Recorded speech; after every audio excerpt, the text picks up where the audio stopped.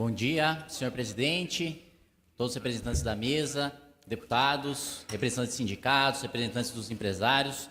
Queria primeiramente agradecer a indicação do deputado Rodrigo Garcia, que está participando dessa comissão geral, e dizer que eu me encontro numa situação inusitada hoje, que hoje eu discordo aqui tanto do sindicato representando os trabalhadores, tanto dos representantes das empresas, tanto do governo, como da oposição.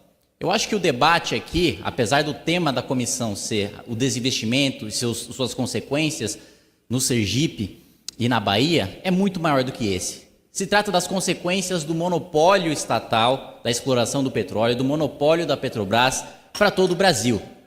E eu aproveito a oportunidade para perguntar para os deputados, para os representantes dos sindicatos, para os representantes das empresas, qual é a prioridade do governo brasileiro? Qual é a prioridade do Estado? Ou qual deve ser a prioridade do Estado? Saúde, educação, segurança? Hoje as nossas escolas com certeza não são escolas exemplares. Os nossos hospitais também têm muitas dificuldades, têm muitos problemas. Segurança pública, então, nem se fala. A Intervenção Federal no Rio de Janeiro está aí para demonstrar isso. A prioridade do Estado deve ser aquilo que é essencial para o desenvolvimento de uma nação, que são serviços básicos e fundamentais como saúde, educação e segurança pública.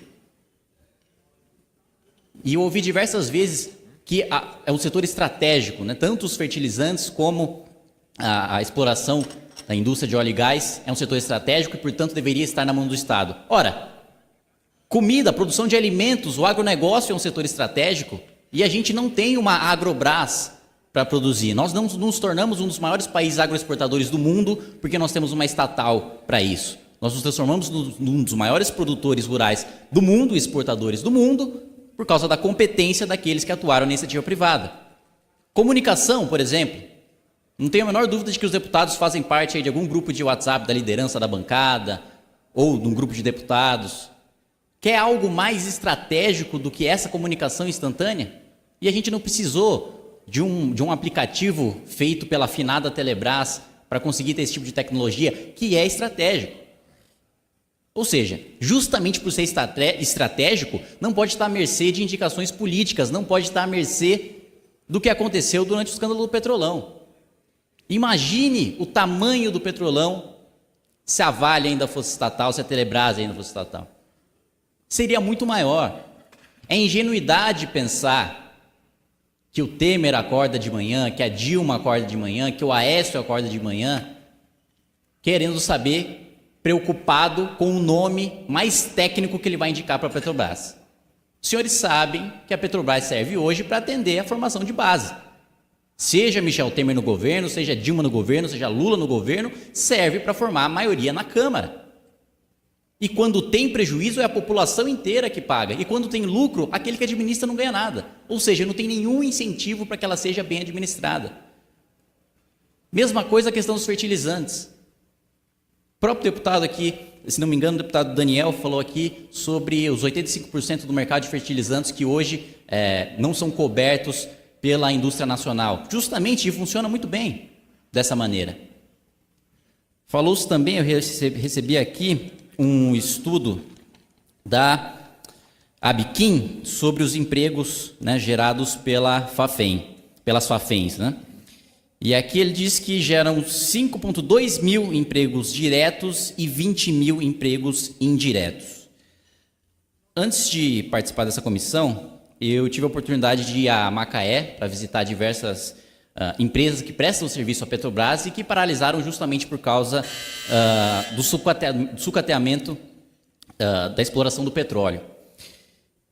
E o que acontece no Brasil é o seguinte, na indústria de óleo e gás só não gera mais emprego, e vale ressaltar que o que mais gera emprego não é a exploração de petróleo em si, mas as empresas que prestam serviço para a Petrobras.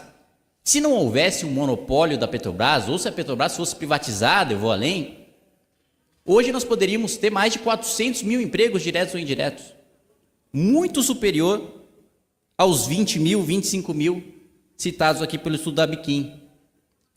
Fala-se também sobre o prejuízo tributário, né, de 1,6 bilhão. Ora, a expectativa, caso haja quebra de monopólio, segundo a Bespetro, é de que a gente recolha 2 trilhões de reais.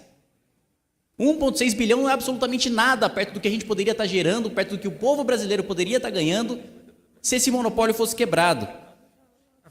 E o deputado Luiz Caetano citou aqui a Ucrânia, China e Rússia, que com certeza seus governos focam em dominar o mercado interno com estatais. Não focam. Não é isso que acontece. Da mesma maneira a questão da soberania. Bom, se nós não tivermos uma Petrobras, vamos perder a soberania. Ora, os Estados Unidos não têm uma Petrobras e é soberano até fora do seu próprio território. É praticamente a polícia do mundo. Isso significa que não tem, a Austrália não tem soberania, o Japão não tem soberania, a Suíça não tem soberania. Todos esses países não precisavam de uma Petrobras para ter soberania. Soberania se exerce com controle da segurança pública, interna, externa, da lei, da ordem e desenvolvendo uma nação com educação, com segurança pública, com saúde, que deve ser a prioridade do governo. Para concluir, presidente, fato é que o governo, e a mensagem que eu quero passar hoje, é de que o governo deve se focar naquilo que é essencial, que o Estado deve se focar naquilo que é necessário. Hoje existe um caos na educação, existe um caos na segurança pública, existe um caos na saúde pública, existe um caos no setor de transportes, no setor de infraestrutura, e não é prioridade do Brasil, e nem é eficiente deixar nas mãos do governo uma empresa que explora petróleo, que detém o monopólio da exploração do petróleo, mas que na prática, infelizmente, só serve como balcão de negócio para quem quer que ocupe o governo. Então, não só privatização da Petrobras, mas também privatização da Eletrobras, privatização dos Correios, privatização de todas as empresas estatais, porque o Estado não tem que ser empreendedor, o Estado tem de fornecer o básico para a população, apenas aquilo que é necessário. E vale lembrar que já foram monopólios que deram prejuízo, como uma corrida de uma pessoa só, em que essa pessoa perde. E o brasileiro já está cansado de perder.